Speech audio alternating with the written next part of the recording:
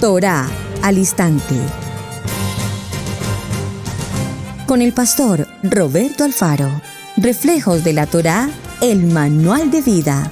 La palabra es la misma ayer, hoy y por siempre. Hebreos 13:8. Torá al instante. Es un espacio de reflexión y aprendizaje en familia, escudriñando las Escrituras de generación en generación, unánimes y en alegría. Acompáñanos todos los días, 7:30 de la mañana. Suscríbete a nuestro canal, Radio Génesis 128, y activa la campanita. Torá al instante.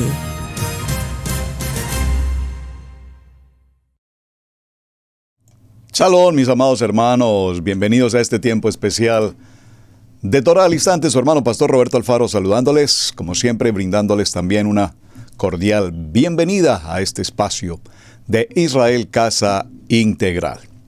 Semana apasionante con un tema de mucho interés en toda la tierra, a toda la humanidad. El matrimonio. El matrimonio que a lo largo de la historia ha tenido básicamente un perfil muy similar. Sin embargo, para los últimos tiempos, y me refiero a este siglo XXI, notamos ya cambios sustanciales en la manera de pensar, en la manera de vivir y en el concepto genérico de lo que es el matrimonio desde el punto de vista bíblico, desde el punto de vista moral, desde el punto de vista de familia, desde el punto de vista de una comunidad y de una nación. Entonces, el pensamiento humanista, el pensamiento filosófico, el pensamiento modernista, el pensamiento de la liberación femenina, el pensamiento abortista, entre otras circunstancias, afectan de manera intrínseca, de manera poderosa, el vínculo sagrado, Kadosh, establecido por nuestro amado Hashem, a partir del libro de Bereshit en el capítulo 1, verso 28. Así es que vimos en el transcurso de la semana los textos bíblicos, un buen número de textos bíblicos relacionados con el contexto de matrimonio. Evaluamos inmediatamente el fenómeno de la vida en el pueblo egipcio. Digo el fenómeno en el sentido de que la trayectoria de los egipcios fue una trayectoria muy estable en el sentido del matrimonio. Vimos cómo existía la monogamia. En ocasiones muy particulares se permitió la poligamia. También vimos cómo era importante cómo un faraón y algunos hombres de ciertas jerarquías políticas sociales también tenían el harem, y ese harem a su vez tenía normas, formas de vida, tanto para las mujeres como para los hombres. Vimos el concepto de la separación, vimos también que no se trataba propiamente de un vínculo jurídico desde el punto de vista del derecho, sino básicamente un acto social y de una palabra, un acto social que tenía evidentemente un compromiso y una jerarquía pues tan importante o no, o más como lo es el mismo vínculo jurídico. Pero también vimos que en el evento de que la mujer, y fíjense, noten que habla de la mujer, no dice el hombre, que la mujer que fuese infiel o pasara por temas de infidelidad sería separada de su esposo y a su vez perdería todo el contexto de manutención, el contexto social, la jerarquía, el estatus, etc. Y esto a su vez a sus hijos. También vimos cómo se practicaba desde muy temprano en la historia, a través de los siglos, la dote, es decir, el solicitante presentaba a la familia de su amada escogida, presentaba una dote, un valor económico representado muchas veces en joyas, en animales, etcétera, que pues no escapa mucho a las historias, digamos, de nuestra cultura muy reciente también. Aún incluso hasta nuestros días todavía se practica seguramente en algunas regiones el tema de la dote, el entregar dineros o pertenencias o bienes a la familia, a los padres de la esposa. Muy bien, cerramos ayer nuestra jornada y quedó una inquietud pendiente. Vamos a tratar de tocar brevemente el tema, no nos podemos extender allí, pero muy interesante y gracias por sus inquietudes y sus preguntas al respecto. Surge una pregunta en medio de todo este contexto. Veamos un momento, por favor, el libro de Bereshit, en el capítulo 24 y leamos del verso 1 al 4. Aquí en Berechit capítulo 24, estamos hablando de la parashá de Sara, recuerdan, Yaí Sará. Y dice, era Abraham ya de avanzada edad, y Adonai había bendecido a Abraham en todo. Es interesante esto porque Abraham había sido bendecido en todo el sentido, económicamente, su grupo, su gente, el crecimiento, pero particularmente Abraham, el hombre de la fe, había crecido en esa intimidad con Hashem. Y dijo Abraham a un criado suyo, el más viejo de su casa, que era el que gobernaba en todo lo que tenía. Es decir, que aquí estamos hablando de un capataz, un mayordomo, una persona de alta confianza para Abraham, que tenía mucho tiempo trabajando con él, a quien Abraham, por supuesto, depositaba también su confianza. Maravilloso. Y le dice, pon ahora tu mano debajo de mi muslo. Aquí habla de los tzitzit realmente. Y te juramentaré por Adonai de los cielos y de la tierra, que tomarás para mi hijo mujer de las hijas de los cananeos. Por favor, resaltemos puntualmente este texto. Quiero que tomes para mi hijo, aquí está hablando de Isaac, el hijo de promesa, que tomes para él una mujer, una esposa de las hijas de los cananeos. Por favor, permítame leer y hacer la corrección a la lectura. Le dice, te juramentaré que no, me faltó leer ese pequeño detalle, que no tomarás para mi hijo Isaac esposa de las hijas de los cananeos, entre los cuales yo habito, sino que irás a mi tierra y a mi parentela. Por favor, observen, lo explicamos ayer, los vínculos consanguíneos, los vínculos de carácter familiar. Irás a mi tierra y a mi parentela y tomarás esposa para mi hijo Isaac. Y el criado le respondió, quizás la mujer, bueno, ya ustedes conocen la historia, la vimos con detalle cuando entramos en el parashá correspondiente. Lo que quiero que resaltemos aquí básicamente es la petición de Abraham y la exigencia de Abraham, del patriarca, respecto de una esposa para su hijo Isaac. Pero una esposa que debía tener básicamente dos requisitos. Uno, que sea de la tierra de origen de Abraham. Número dos, de la familia, de la parentela. ¿Cuán importante es esto? Porque no es el contexto que tenemos para el tiempo moderno.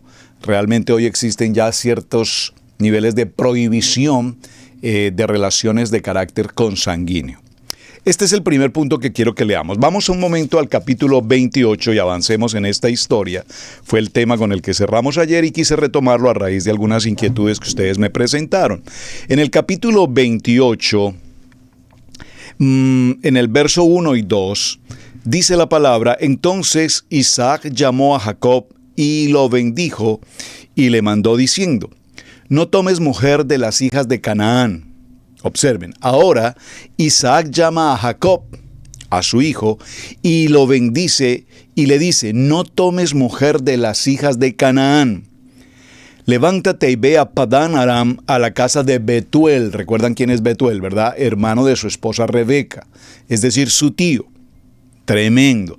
Y toma allí mujer de las hijas de Labán, y toma allí en Padán Aram de las hijas de tu tío, es decir, entre tus primas toma esposa. Vean qué interesante. Hasta llegar a ser multitud de pueblos.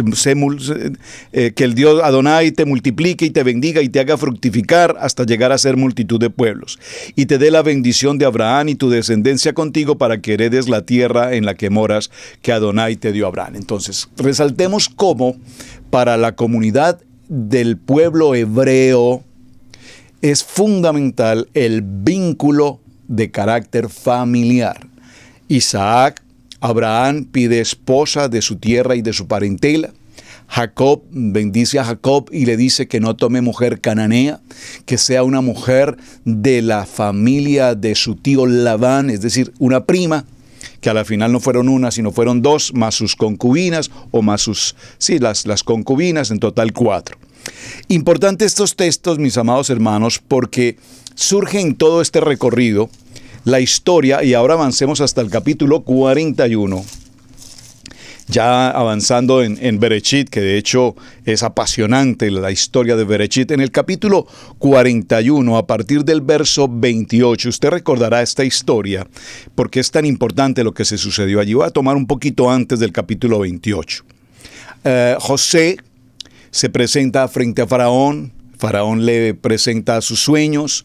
Sus sueños habían tratado de ser interpretados por adivinos, curanderos, etcétera, etcétera, y no habían dado la respuesta que Faraón esperaba. Pero cuando José habla de los sueños, que no corresponde a él como persona explicarlos o interpretarlos, sino que vienen de parte de Hashem, por favor, observen esto tan importante. Entonces Faraón sabe que este joven que primero da la gloria a Hashem es un joven con una característica especial. Pero no solamente esto, cuando le narra los sueños, es importante que notemos cómo Faraón omite dentro de la narrativa de los sueños, omite una palabra. Y sin embargo, cuando José interpreta el sueño, justamente la palabra que Faraón omite es la palabra que José interpreta. Conclusión, evidentemente este joven está interpretando de manera sobrenatural el sueño, y Faraón lo sabía. Porque uno se pregunta entonces, ¿cómo es posible que al solo interpretar un sueño, inmediatamente Faraón entrega su anillo y le da una posición de rey absoluto, jerarca, virrey total en toda la tierra de Egipto, Es decir, apenas unas cuantas horas José era un preso. Pero en tan corto tiempo, en la interpretación de un sueño, ahora se convierte en la autoridad máxima después de Faraón. Usted ya conoce esta historia. Y puntualmente en el capítulo 28, capítulo 41, vamos a avanzar en esta historia hasta el verso 45. Y dijo Faraón a José, verso 44, yo soy Faraón, y sin ti ninguno alzará su mano ni su pie en toda la tierra de Egipto. Y por favor, déjeme decirle que aquí estamos hablando del imperio más poderoso sobre la faz de la tierra. Y llamó Faraón el nombre de José Safnapanea,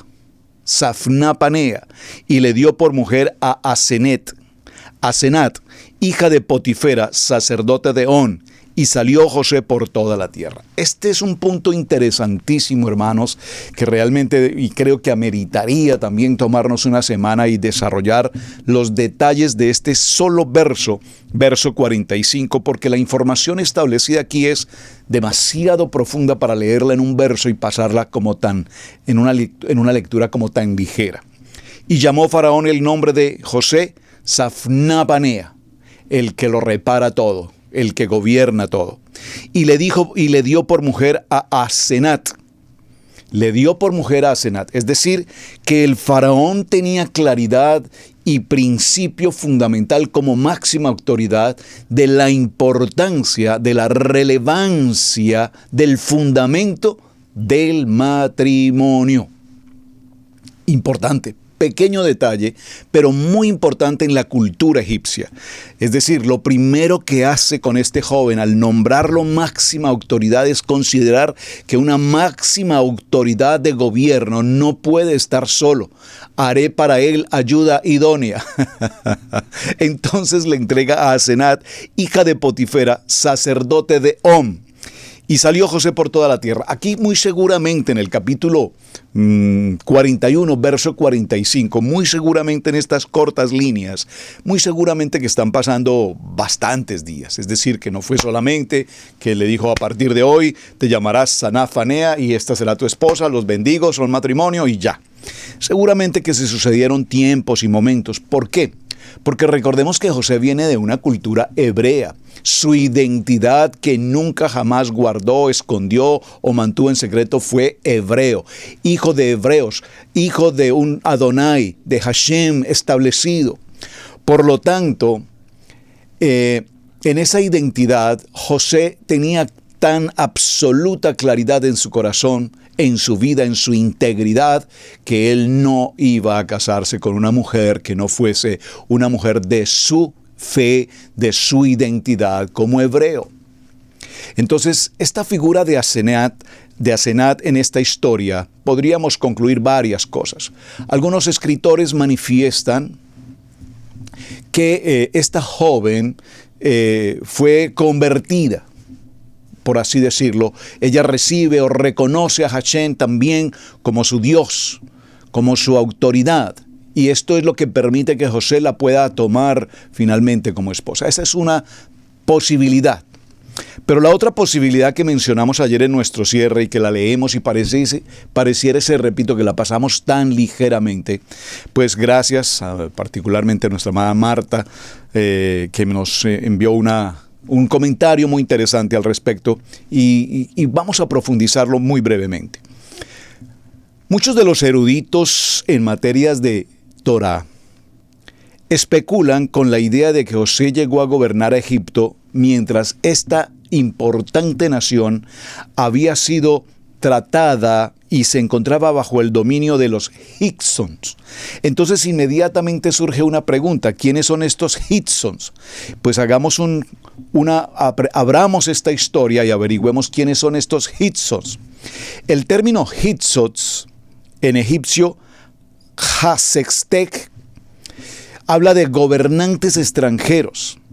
Se designa a un grupo humano procedente de Oriente Próximo, que se hizo con el control del Bajo Egipto a mediados de los siglos XVI en adelante. José Flavio, o Flavio Josefo mejor, lo habla de la siguiente manera: durante el reinado de Tatimeos, la ira de Adonai se abatió sobre nosotros y de una extraña manera, desde las regiones del este, una raza desconocida de invasores se puso en marcha contra nuestra nación. Seguros de la victoria, habiendo derrotado a los regidores del país, quemaron despiadadamente todas nuestras ciudades. Finalmente eligieron como rey a uno de ellos, de nombre Salitis, el cual situó su capital en Memphis, exigiendo tributos en Alto y Bajo Egipto. Ixos es un término helenizado de las denominaciones egipcias que significa soberanos del extranjero, literalmente gobernadores de países montañosos. La continua emigración o inmigración de gentes procedentes de Canaán, lo que es Siria y Palestina, culminó con los invasores hicsos, que llegaron a Egipto hacia el siglo XVI, XVII, XVIII, en una época de crisis interna, conquistando las ciudades de Avaris. Posteriormente tomaron Memphis y fundaron distintas colonias. Introdujeron en Egipto el caballo, el carro de guerra, y desde mucho antes de la época ya había una considerable presencia asiática en el delta, originada por graduantes y grandes masas de emigratorias. Los egipcios calculan que la duración de este dominio sobre Egipto fue de más de un siglo, y hay quienes hablan de una ocupación por más de 5 siglos. Ahora, ¿por qué es importante mencionar este contexto de lo que estamos tratando respecto del concepto de los egipcios? ¿Quiénes eran estos hombres? ¿Qué importancia tenían? ¿Por qué llegaron a ocupar esta posición? ¿Cuál era la relevancia que ellos tenían para que nosotros hoy determinemos, mis amados hermanos, en la historia, que había una cercanía con José y con su esposa hoy, Asenat? Pues bien, se dice que estos hicsos eran de origen semita. Por favor, este origen semita también tenemos que definirlo. El término semita, ya alguna vez hablé en el programa Torah al Instante, nos tomamos una semana para definir el antijudaísmo o la judeofobia o el término antisemita. El término semita particularmente se refiere a todas aquellas personas en el contexto bíblico que son descendientes de Sem. Recuerden, Sem, hijo de Noah. Ahora, los pueblos semitas son todos aquellos pueblos establecidos en el este, Medio Oriente y en la zona norte de Arabia. Esto incluye a los fenicios, a los árabes, al pueblo de Israel, a los arameos en el hebreo y a los etíopes, muchos de los cuales han desaparecido en la actualidad. Es importante indicar, mis amados hermanos, que este término es solo utilizado también para referirse de una manera lingüística y cultural que existe entre estos pueblos y que es incorrecto el concepto racial que se ha manejado de las palabras semita. Por lo tanto, resulta impropio hablar de una raza semita, sino que realmente se debe hablar de pueblos que tenían una manera de hablar en un lenguaje o en un dialecto semita. Ahora, no vamos a entrar a todo el detalle del concepto de los semitas, pero a partir del siglo XIX la palabra semita ha sido estrechamente asociada con el término judío. Y es incorrecta esta apreciación. Hicimos, repito, una semana completa en el que estudiamos el concepto del antisemitismo, entendiendo que realmente no hay un contexto antisemita. Lo que existe es un contexto antijudío o judeofóbico, es la palabra correcta. El término semita específicamente hace alusión a un lenguaje. Ahora, ¿por qué estoy mencionando todos estos detalles?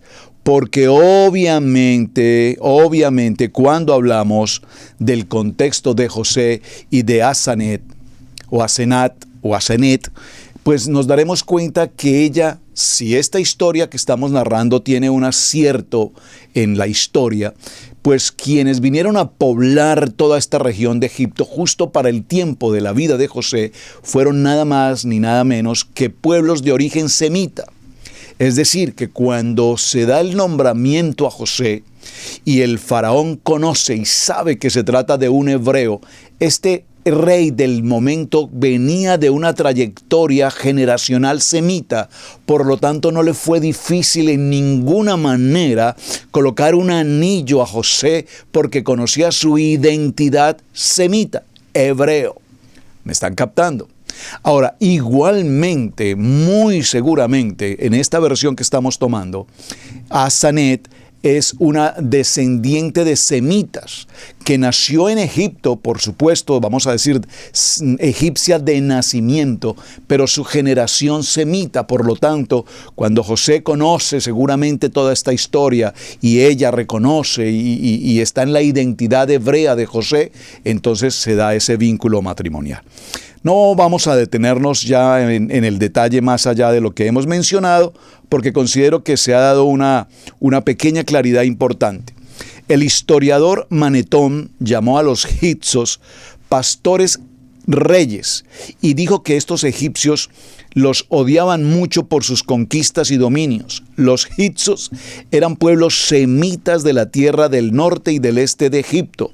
Como Jacob y su familia eran también semitas, entonces es fácil comprender la razón por la cual los hicsos vieron con muy buenos ojos a José, sabiendo su identidad hebrea, y que cuando aquellos finalmente fueron arrojados de Egipto, repentinamente los egipcios no quisieron saber nada más del pueblo de Israel. Perdónenme. Muy bien. Hecha esta claridad, entonces continuaremos en nuestro tema de matrimonio, y para hablar del tema de matrimonio en la siguiente jornada, hablaremos ahora en la historia del matrimonio en la antigua Grecia. Esta palabra matrimonio, como lo hemos venido mencionando, viene de una raíz latina, mater, que significa madre, ya que la principal finalidad del matrimonio era tener hijos que mantuvieran, conservaran y perpetuaran las costumbres de carácter familiar, la identidad de la familia. Observen que en el contexto griego, hoy estamos en la cultura griega, la expresión de matrimonio tiene que ver, como lo vimos también en el concepto egipcio y como lo vimos en Bereshit capítulo 1, verso 28, en el contexto de familia y en el contexto de prourbo, procrear hijos que formen familia, que establezcan principios, valores, fundamentos y que se mantenga una dirección con respecto a nuestro amado Hashem. Esto se toma muy a pecho de manera especial en la antigua Grecia, donde el matrimonio dependía de tener hijos, especialmente hijos varones, pues solo ellos pueden, según los preceptos religiosos y legales de la época, asegurar esa continuidad y el mantenimiento del culto familiar. El matrimonio griego, entonces, mis amados, se caracterizó fundamentalmente por un aspecto de carácter religioso. Observen, mientras que en los egipcios el matrimonio era un carácter social, de palabra y de gran importancia, por supuesto, vemos que ahora en Grecia el matrimonio, con el fundamento también de la familia, conservar y perpetuar la familia, pero en Grecia ya tiene un asiento mucho más de carácter religioso. La diosa del matrimonio y protectora de las mujeres casadas era Hera. Sin embargo, no intervienen sacerdotes en la celebración de la boda, así como lo podemos conocer para nuestros tiempos. En la antigüedad de Grecia, en un principio el matrimonio era un acto privado que no exigía la intervención de los poderes públicos. No obstante, de manera progresiva, el matrimonio se fue desplazando a una esfera totalmente pública, emergiendo poco a poco el imperio de la autoridad pública sobre la institución del matrimonio. Y aquí nos menciona una palabra muy interesante, la institución del matrimonio. El matrimonio es una institución. Bueno, no sé a cuántos hombres les guste vivir en una institución, pero para definir la palabra institución, en ese conjunto de ideas, el matrimonio es esa fuente de estabilidad, de fundamento y de formación. Así es que esa institución del matrimonio ahora adquiere un carácter totalmente jurídico, y este carácter jurídico se desarrolla estableciendo reglas que forman el principio y el fundamento de los hombres y de las mujeres en el vínculo matrimonial. Así es que posteriormente en Grecia llega el fenómeno conocido como cristianismo, y entonces la iglesia va asumiendo jerarquía, va ocupando autoridad, y es entonces cuando la iglesia presenta la ordenación de un ámbito familiar y nace lo que hoy conocemos hasta nuestros tiempos, el derecho canónico, y este derecho canónico establece, regula y determina el fundamento, funcionamiento y el proceso legal del matrimonio. Entonces, aquí vemos ya un aspecto muy importante para nuestros días. El contexto del derecho legal, el derecho canónico. Y este derecho canónico establece, repito, cuál va a ser el ordenamiento, el procedimiento, la normatividad, los derechos, los deberes, las obligaciones para el matrimonio. Y veremos seguramente cuáles van a ser ahora también las condiciones en las que un matrimonio pueda o no disolverse. Dentro de la sociedad particularmente ateniense existía una cierta preocupación masculina por la defensa de su honor personal, que se traducía con la responsabilidad de proteger de cualquier ofensa a todas las mujeres que se hallan bajo su custodia directa, fuera esta esposa, hermana o hija. Para salvaguardar esta situación, se habían articulado algunas válvulas de seguridad que ejercían su labor preventiva, sobre los unos y los otros. Cuando una mujer alcanzaba su periodo de madurez sexual, los padres entonces formaban un participio activo del matrimonio.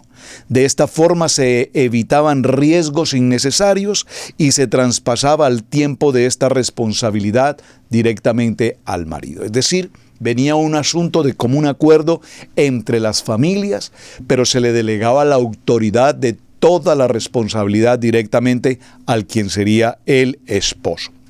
Por lo tanto, para Grecia o en Grecia, los matrimonios estaban debidamente arreglados.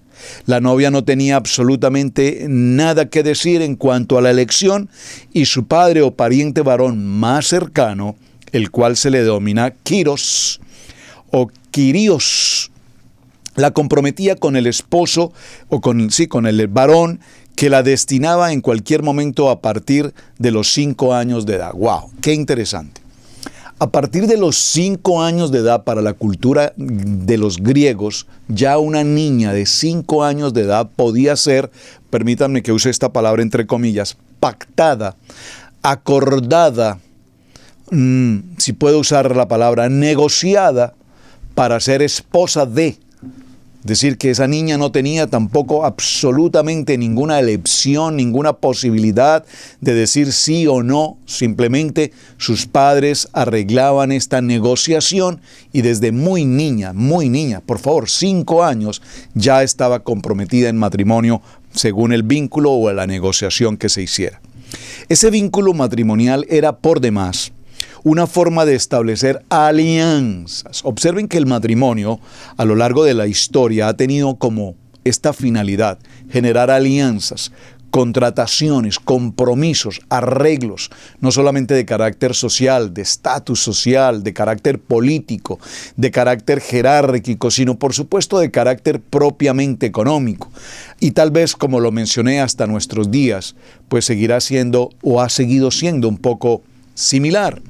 Es difícil aceptar en el tiempo moderno, para el siglo XXI, que una hija de una familia económicamente solvente permita que su hija adquiera un matrimonio, comillas, con una persona joven, un hombre que no tenga ningún tipo de propiedad, profesión o estatus económico. Ahora, es relativo, ¿verdad?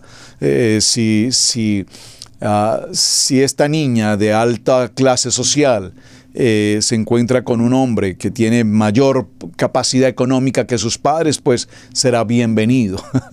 Mientras no sea así, pues no podrá ser su esposo, independiente del contexto del amor, independiente del contexto del acercamiento humano. No hay ese sentimiento en este punto. Ahora, en este vínculo o alianzas entre padres y familias no tiene absolutamente nada que ver la afinidad entre las parejas, de carácter emocional o sentimental. Los contrayentes no se eligen mutuamente. Como anteriormente se mencionó, son los padres de ambos los encargados de decidir quién será la persona más adecuada para sus hijos, sea varón o sea mujer. El novio ofrece al padre de la joven importantes regalos que reciben el nombre de hedna. Interesante. Nosotros lo conocemos como la dote, en griego hedna. Es lo que se conoce como matrimonio por compra. La mujer en realidad no se casa, sino que es tomada por esposa. Los hedna permitían al esposo pasar a la mujer del oikos paterno al suyo propio, y con eso se sellaba la alianza entre ambas familias. Ahora, la otra forma de establecer alianzas en la cultura griega era a través de los meilía, o dones de reparación, en virtud de los cuales la familia del ofensor ofrece una hija como regalo a un ofendido. Vea qué interesante. Cuando se presentaba una situación de diferencias entre familias, para tratar de solucionar esas diferencias familiares de sociedad, pues entonces simplemente el ofensor ofrecía como garantía a su ofendante, le ofrecía una hija como un sistema de alianza o de arreglo. Como ya se comentó en un principio en este tema, el principal interés de la continuidad era en principio la familia. Y el Kyrios pronunciaba la siguiente fórmula a su futuro yerno: te doy a esta mujer para el arado de hijos legítimos. El compromiso, o sea, la prenda, era también el momento en que se acordaba la cuantía de la hedna o la dote. El matrimonio por sí mismo era un contrato privado que entraba en vigor cuando entraba en la casa del marido, que normalmente tenía una edad cercana de 30 años. Era el promedio en el que un joven se casaba. Los matrimonios se encontraban, por lo tanto, claramente descompensados desde el punto de vista de la edad. Un hombre en promedio de 30 años podía contraer matrimonio con una niña de 5 años, por favor, 7, 10 o 15 años, ya que es una unión de un marido en edad mayor respecto de la edad de una niña. Y bien, se podía notar en esta forma de vida cómo las mujeres estaban subyugadas, de alguna manera violentadas, toda vez que no tenían ninguna autoridad ni podían exigir ningún reclamo. La mujer, o a la diferencia que había entre ambos cónyuges, era así abismal en todos los sentidos, no solamente corporal, de pensamiento, físico, en sus maneras de pensar. Evidentemente no había ninguna relación. En el plano de las emociones y en los sentimientos, por lo tal, esas actitudes propiamente no existían. Entonces, en la edad del matrimonio, cualquiera que fuese señalada ante toda una normativa impartida por la costumbre en este tipo de relaciones, era llevar a cabo que esperara a que pasase a una edad adulta para que pudiera finalmente tomar decisiones. Para la mujer, la pauta más común implicaba dejar atrás el oikos y la autoridad del padre para pasar a la casa y a la tutela de su esposo. La virtuosidad de la mujer venía dada por su virginidad. De este modo, el esposo podría adoctrinarla con buenos hábitos, es decir, casos preceptos. Existía también un sistema de dote que actuaba a modo de chantaje moral de carácter preventivo sobre la conducta de las muchas núbiles. Dado que una buena dote significaba un buen matrimonio, aquellas ejercían el control efectivo sobre la conducta hasta el momento de las nupcias, del mismo modo que la herencia lo hacía sobre los jóvenes herederos. Definitivamente estamos viendo cómo, en el contexto del modelo Grecia, ante todo predominaba el valor del hombre, la jerarquía del hombre, y se manejaba la mujer de una manera en la que ella no ejercía ningún derecho. Desde muy niñas, repito, entonces eran pactadas por hacer alianzas, contrataciones de cualquier índole entre familias, estatus, economía, solvencia, etc. Y vemos que el fundamento de esta relación matrimonial es en el que el hombre es quien adoctrina, establece, determina y fundamenta a la mujer, según su manera de ser, su manera de pensar. Esto tiene que ver un poco con varios aspectos bíblicos que ya hemos mencionado, algunos de los textos, cuando por ejemplo lo leíamos en el sentido de que hombres amen, el varón ame a su esposa, y luego vimos, y esposa, sujétese a su esposo. Podríamos ver que tiene una incidencia totalmente griega en estos sentidos, porque la sujeción no es de la esposa al hombre, la sujeción tiene que ser del varón y la varona. Sin embargo, dice varón ame a su esposa, no vemos que nos diga esposa ame a su esposo. El amor tiene que ser absolutamente mutuo. Y estas son cosas que tenemos que considerar, porque recordemos que cuando se habla de estos textos, en su mayoría Pablo nos está hablando del contexto generacional, también del contexto de la época, de la cultura. Por eso es interesante cuando en muchos ministerios, en el caso del nivel 2, ustedes recordarán, amados hermanos, y en especial amadas hermanas, que se decía que la mujer no podía hacer esto, no podía hacer esto, no puede loca, no puede acá, no puede allá, no puede cantar, no puede predicar, no puede vestir, no puede hacer esto. Y cuántas cosas se ocurrieron, especialmente en el libro a Corintios, cuando se habla de todo este tipo de aspectos. Pero es que tenemos que ubicarnos, mis amados hermanos, a quién Pablo le está escribiendo esta carta.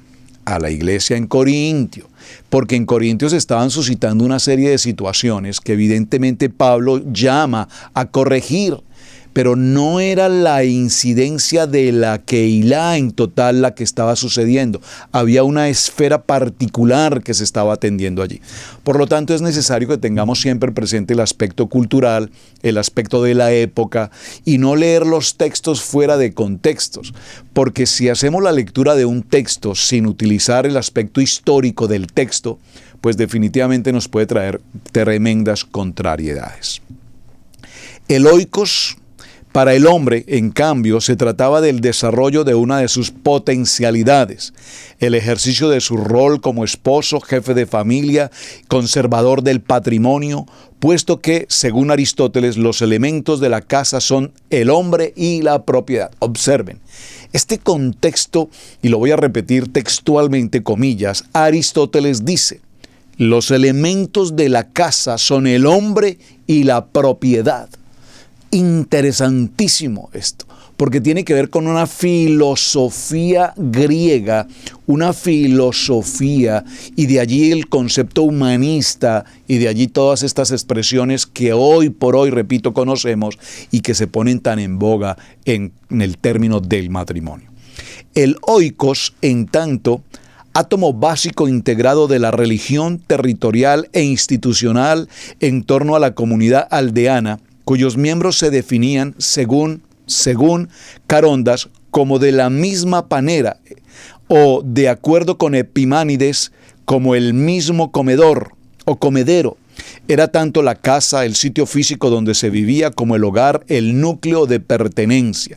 También implica la aprobación privada de una parcela de tierra, así como la familia y los dependientes que eventualmente se agreguen a ella. Todo lo anteriormente comentado conlleva a una de estas llamadas cédulas domésticas, que se encontraban organizadas por elementos primordiales, el patrimonio encarnado por el hombre dueño de todo lo que poseía, que cabía bajo su jurisdicción de oikos, y el del matrimonio como poder de gestión de la mujer, a quien el hombre introducía en su casa para ponerla frente del hogar. Entonces, el hombre griego requería de una mujer un matrimonio arreglado, pactado por alianzas, por intereses, creo que primordialmente económicos, territoriales, de estatus político y social. Y esa mujer venía a cumplir simplemente una ordenanza. El hombre la preparaba, la condicionaba, la formaba, la establecía y la determinaba según el pensamiento de este hombre.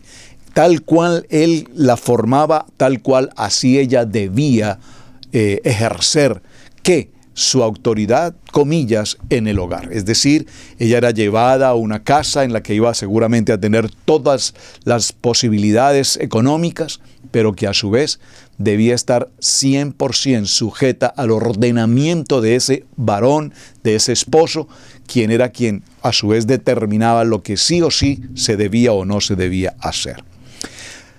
En el matrimonio griego existían algunos rituales, y en la antigua Grecia vemos que las celebraciones tenían, por ejemplo, duraciones de 3 días, llamadas praília, gamoi y epailia.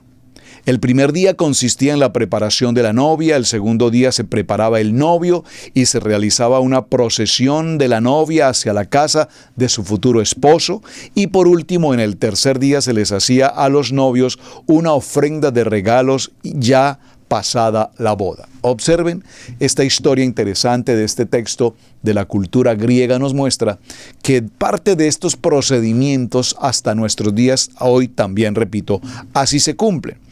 Se realiza entonces la firma de un contrato matrimonial entre el novio y el padre de la novia. ¡Oh, qué interesante! Por favor, tome nota de esto. Estamos en la cultura griega. Observen que ya ha variado mucho el protocolo egipcio con respecto al protocolo griego. Ya en el protocolo griego estamos viendo detalles mucho más avanzados. Y vemos cómo, mis amados hermanos, el firmar el contrato matrimonial se llevaba a cabo entre el esposo y el padre de la esposa, a la cual se le denominaba engesis, y se fijaba la dote que el padre de la novia debía entregar al novio. La fecha de la boda se escogía con mucho cuidado, era recomendada que fuera en un día de luna llena y en el mes de enero. Muy interesante. Se debe aclarar, como se comentó al inicio, que en principio el matrimonio era un acto totalmente privado, por lo que en ese momento no habría ceremonia ni registro estatal, pero podía haber un sacrificio y también banquete. En las vísperas de la boda, es decir, en lo que es la praília, este día se dedicaba a la preparación de la novia y tenía lugar en la casa de su padre. Además se contemplaban sacrificios, ofrendas, por lo que se empezaba con un sacrificio donde la novia ofrecía en el altar sus juguetes de niña, un mechón de pelo y un cinturón. También la novia sacrificaba un cerdo. Ofrecer el cabello simbolizaba el abandono de la infancia y la sumisión del esposo, y el cinturón la entrega de su virginidad. También el novio se cortaba el cabello y se hacían sacrificios a los dioses del matrimonio. Muy interesante, dioses del matrimonio. Alguien que pueda profundizar en este tema y déjeme saber, por favor. Por otra parte, el novio se cortaba el pelo y también ofrecía sacrificio a los dioses. Además, la novia recibía un baño purificador con agua procedente de una fuente o un río sagrado. Podía bañarse en su casa, pero entonces tenían que transportar el agua desde los lugares adecuados, y el baño simbolizaba la purificación de la novia y el deseo de ser una mujer fértil. En el segundo día de la boda, Gamoy, en este día tan esperado, en el día de la boda, la casa de los novios se decoraba con guirnaldas, hojas de olivo y laurel. En este segundo día comenzaba el banquete que solía celebrarse en la casa del padre de la novia. El novio se reunía con todos sus amigos, mientras que ella se sentaba con sus amigas en la mesa aparte. Era típico comer pasteles de sésamo, después un niño coronado de hojas de acento y bolletas, y cuyos padres tenían que estar vivos, repartía pan o roscas por parte de las canastillas, mientras que repetía que los novios han escapado de un mal para encontrar un bien. Después de la comida, el novio le quitaba el velo a la novia en una ceremonia que se llamaba anacalipteria, y durante la cual procedía a entregarle los regalos del novio. Al finalizar el banquete por la noche, la novia atravesaba la ciudad en un carro tirado por mulas o caballos hasta la casa del que pasaba a ser ahora su esposo, y esta era una procesión dirigida por el novio.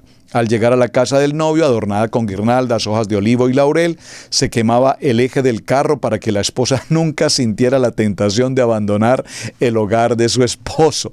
Luego la familia del novio le daba la bienvenida. Era la madre la encargada de recibirla con una antorcha llamada Himeneo. Se arrojaba sobre la cabeza de los novios dátiles, higos y nueces como símbolo de permanencia al nuevo hogar. La novia era conducida al aposento nupcial, delante de cuya puerta se sentaba un epitalamio.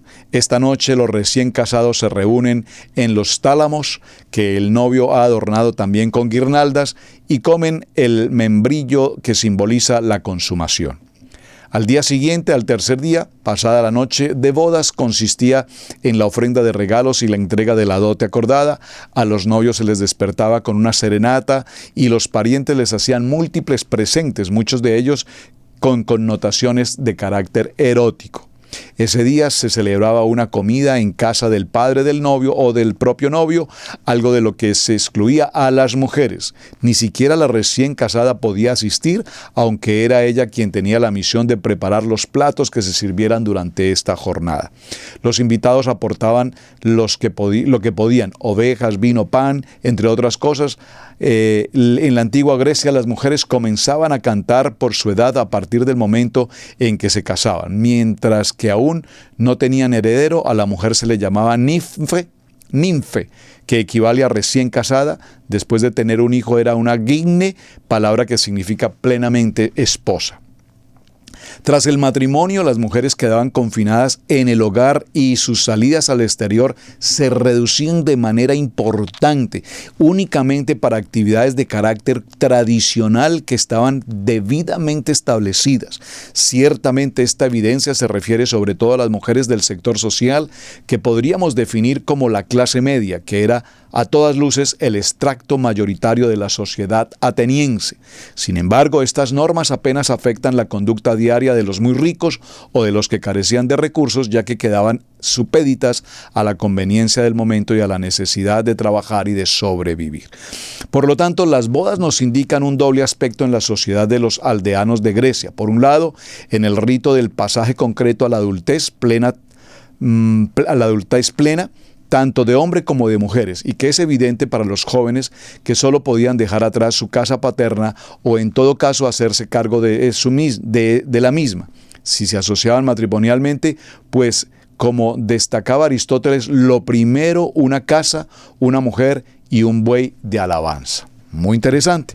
Así es que, mis amados hermanos, la transmisión de la herencia, el papel de las mujeres o los diferentes aspectos específicos del matrimonio, según las costumbres particulares de cada clase o cuando ello resulta posible, de cada ciudad griega aparecen como aspectos importantes que se trataba de delimitar los hábitos específicos que formaban las costumbres matrimoniales de los griegos. Sin embargo, como fue evidente en el matrimonio de la antigua Grecia, tenía solo un fin: la procreación de los hijos legítimos en quienes perdure la familia, dejando a un lado sentimientos. Por lo tanto, no tiene en cuenta ni el amor ni las emociones del matrimonio, simplemente era una costumbre en el cual el hombre tomaba autoridad plena sobre una mujer.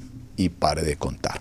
Esa es, mis amados hermanos, la historia de lo que significa en este proceso el matrimonio en la cultura griega. Y observando estos detalles muy interesantes, por demás, en estos textos maravillosos que estoy tomando de un libro sobre el antiguo Medio Oriente, de bastante extenso, son más de 300 páginas, y he tenido que resaltar así a grosso modo los aspectos que considero más interesantes, que podríamos obviamente detallar aún más y considerar, pero que creo que este es el fundamento de lo que podríamos tratar y tener por lo menos una idea básica, genérica, de lo que fue la forma del matrimonio en la cultura egipcia, en la cultura griega y mañana veremos en la cultura romana. Porque muy seguramente de estas tres culturas, especialmente de esta cultura romana, pues veremos lo que significa el matrimonio en nuestro tiempo. Es interesante hoy, y estoy hablando del tiempo moderno, cuando hemos tenido la ocasión de celebrar bodas en nuestra congregación o invitados a algunos otros lugares a celebrar bodas, pues me llama mucho la atención las culturas, porque no es la misma forma como se celebra una boda, por decirlo, en Colombia, a como se celebra una boda en México. Y a lo mejor como se celebre una boda en América propiamente. Las culturas, cada país, aún en este siglo, cada país tiene diferentes formas, modelos, estilos, costumbres, culturas, desde todo punto de vista, en cuanto al alimento, en cuanto a la ceremonia, en cuanto a la celebración, en cuanto a los trajes, las formas de vestir, elección de los padrinos o los testigos, o la ceremonia propiamente. Así es que tenemos mucho que aprender de esto, pero lo que sí quiero que resaltemos, y es que en el tiempo moderno, tal vez nos ocupamos más de lo material. Hemos tenido, repito, oportunidad de celebrar bodas donde pues los contrayentes derrochan, en el buen sentido de la palabra, creo que sí, para decirlo en el buen sentido de la palabra, derrochan en comodidad de una boda elegante, suntuosa, brillante, en comida, en bebida, en atenciones, en vestidos, en tantas cosas. Muy lindo, es un momento especial y de hecho es un momento único. Y estamos viendo que no es una cosa que empezó hoy o ayer, empezó la cultura griega. ¿Cuántos siglos antes ya desarrollaban los banquetes, las fiestas, la ceremonia, las despedidas de solteros? Pero nos falta llegar a un punto interesante. Observen que antes de la ceremonia propiamente en Grecia se llevaba a cabo la noche de bodas. Es decir, desde el momento en que el hombre tomaba a la mujer y la llevaba a su casa, que era un proceso, dice una procesión, era un ritual llevarla a su casa y hacerla ahora la mujer de su casa. Era la primera noche. Y en la segunda noche entraban, dice, a la casa, y ahora ya había una habitación previamente establecida para que esa pareja consumara su vínculo matrimonial. Interesante. Y hasta el tercer día se celebraba el documento que firmaba el novio y el padre de la novia oficialmente para el vínculo matrimonial. En el tiempo moderno se habla de la luna de miel. Sería interesante, y se los voy a dejar como tarea, que investiguemos cuándo, cómo, por qué, desde qué tiempo surge ese concepto de la luna de miel. Es un contexto bíblico, tiene un respaldo bíblico, tiene un respaldo toraico. ¿En qué momento surge Noten que leímos toda la historia de Egipto y no se mencionó noche de bodas, no se celebró luna de miel, no se celebró ese concepto. Apenas ahora aquí en Grecia encontramos que había una noche, la segunda noche del vínculo matrimonial, se llevaba a cabo la consumación del matrimonio, textualmente lo dice en la historia del matrimonio de la antigua Grecia. Veremos qué pasa en Roma, cómo funciona en Roma, pero haciendo alusión de estos tres imperios hasta nuestra época, pues nosotros hoy sí hablamos de la luna de miel. Y sé que bíblicamente hay un texto que nos habla de luna de miel y el tiempo. Aquí nos habló de 3 días. 3 días del vínculo matrimonial, la ceremonia, el compartir, llevarla a la casa, consumar, al día siguiente firmar y establecer hijos. Pero la luna de miel, ¿qué historia tiene?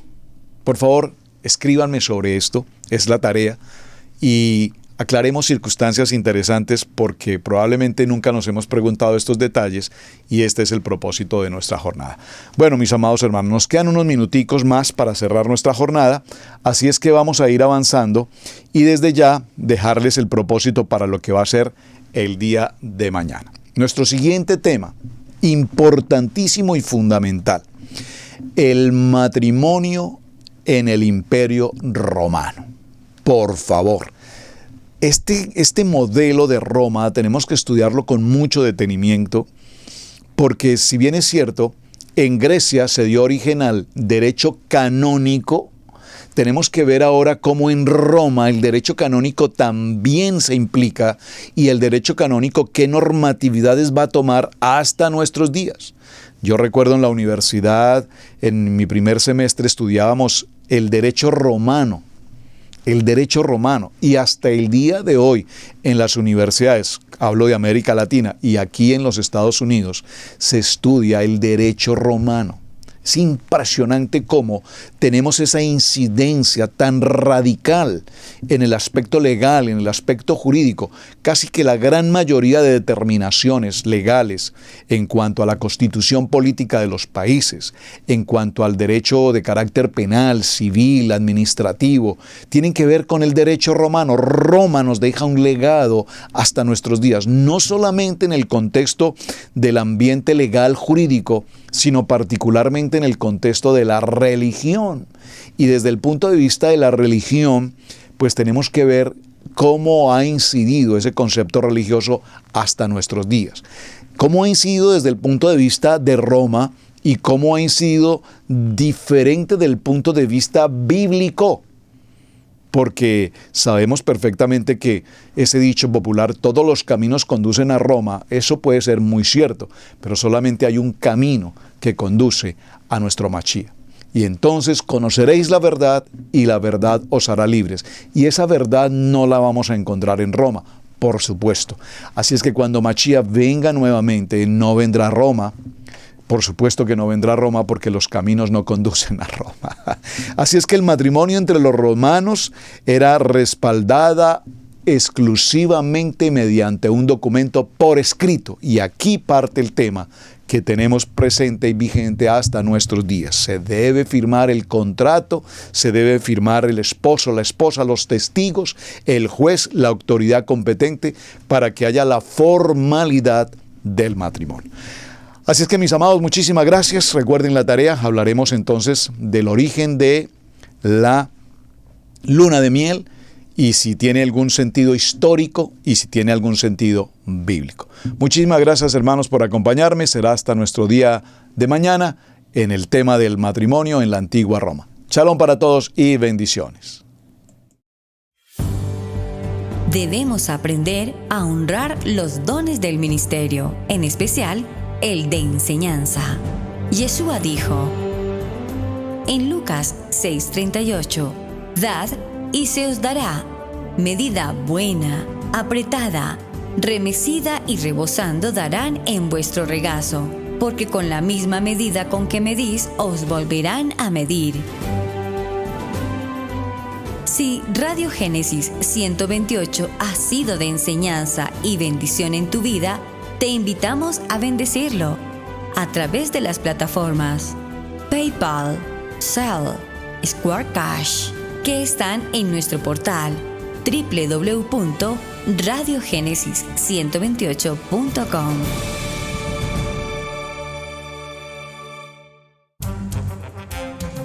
Hemos presentado Torá al Instante con el pastor Roberto Alfaro.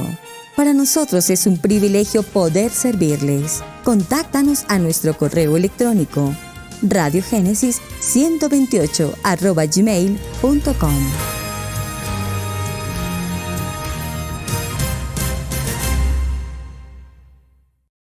Amigos, gracias por ver el video del día de hoy. Aquí te dejamos 2 videos que te sugerimos que veas también en nuestra plataforma de Radiogénesis 1.28. Y en la mitad de la pantalla con tu control remoto podrás suscribirte a nuestro canal. Gracias por estar en Radiogénesis 1.28, la frecuencia de la familia.